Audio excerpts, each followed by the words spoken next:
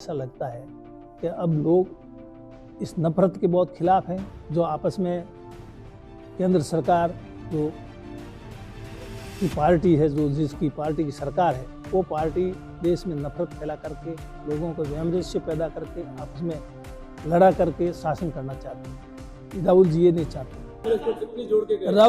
राहुल गांधी जी की यात्रा में पूरी कांग्रेस एकजुट थी, आपने देखा।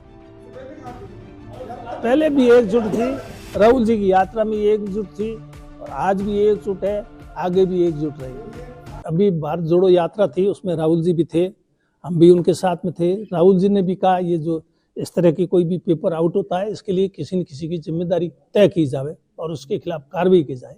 तो मुख्यमंत्री जी ने कहा है कि इस प्रकार जो भी अगर कोई इसमें दोषी पाया जाएगा तो उसको बख्शा नहीं जाएगा। पूर्व में भी पेपर आउट है, उसमें जो भी संलिप्त पाए गए उनके खिलाफ कार्रवाई की, उनको जेलों के अंदर शिकंजे में कसा गया, बंद किया गया, तो उनको छोड़ा नहीं जाए, बख्शा नहीं जाए। विद्युत ग्रह बंद हो गए, उस वजह से बिजली का उत्पादन कम हो गया, कम होने की वजह से संकट आया है। डिमांड और सप्लाई में जो अंतर है वो बढ़ गया है। तो आने वाले समय में जब ये जैसलमेर में इतना ज़्यादा उत्पन्न, किसी समय देश में बिल्कुल कुछ था 17 मेगावाट थी, देश आज़ाद हुआ सिर्फ 17 मेगावाट बिजली पैदा होती थी। आज जितनी बिजली पैदा हो रही है, इससे भी ज़्यादा आने वाले समय में और होगी। तो बिजली के उत्पादन के मामले में सरकार पूरी तरह से सक्रिय है, ध्यान दे रही है। आने वाले समय में कोई बिजली का संकट नहीं रहेगा। तीसरी पार्टी प्रायोजित का मैंने तो नहीं कहा, जिसने मौजूद, तो अब आप बोल रहे हो, मेरे कहने से बोल रहे हो क्या? आप क्या बोल रहे हो उसका जवाब मैं थोड़ी दे पाऊंगा।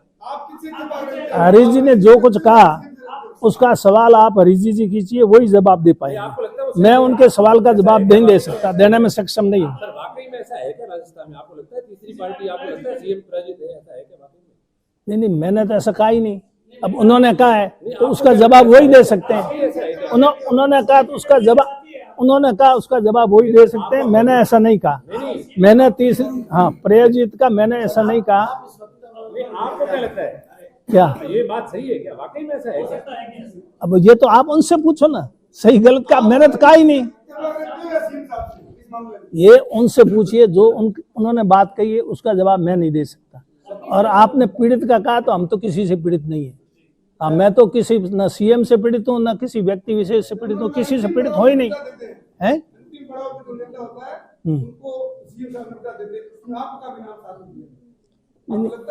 नहीं, अंतिम पड़ाव नेता नहीं कहा, अंतिम पड़ाव के इनकी सलाह माननी चाहिए, ये कहा था उन्होंने। गंगाराम जी, नादी जी का कोई उदाहरण दिया, पुराने, अब हम भी पुराने हो गए तो सहमत है उस बात से? किससे? ऐसा है क्या? नहीं, मैंने कब कहा? मैंने तो कहा अंतिम का मतलब तो मैं तो ये समझा भाई अब हम रिटायरमेंट की एज पे हैं, 75 साल हमारी उम्र हो गई, इसलिए अब हमारी अगर मान लो अगर सलाह ले तो ठीक है। अब हमको तो राजनीति में आगे कोई लंबा हमारा है नहीं, अंतिम ही हुआ न पड़ा। अंतिम पड़ाव का मतलब ये अंतिम चुनाव जो लड़ा वो अंतिम, अब आगे चुनाव लड़ना नहीं। तो इसलिए कामकाज के लिए जहां तक बात है, इनकी सलाह की बात है, ये मैं तो ये समझा उनके कहने का मतलब। पहले कह दिया मेरे कोई चुनाव नहीं लड़ना है, मैं तो चुनाव अंतिम होता है, होता नहीं है। नहीं, क्यों गुड़ा माले से क्यों नहीं लड़ सकता? लड़ सकता हूँ ना, लड़ना चाहूँ तो। लेकिन चुनाव खूब लड़ लिए ना, 8 चुनाव लड़ लिए। जो आज बेरोजगारी है, महंगाई है, भ्रष्टाचार है, नफरत है, इसको मिटाने के लिए भारत जोड़ो यात्रा राहुल जी ने निकाली।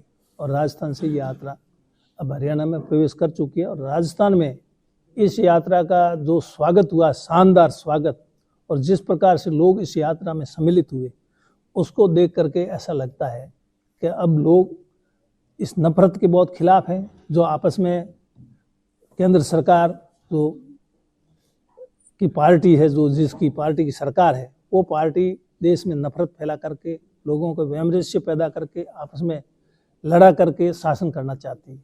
राहुल जी ये नहीं चाहते। राहुल जी ने यही तो कहा, नफरत के बाजार में हम तो। राहुल गांधी कांग्रेस कितनी जोड़ के गए? कांग्रेस को कितनी जोड़ के गए?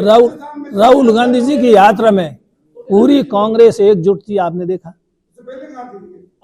पहले भी एकजुट थी, राहुल जी की यात्रा में एकजुट थी और आज भी एकजुट है, आगे भी एकजुट रहेगी।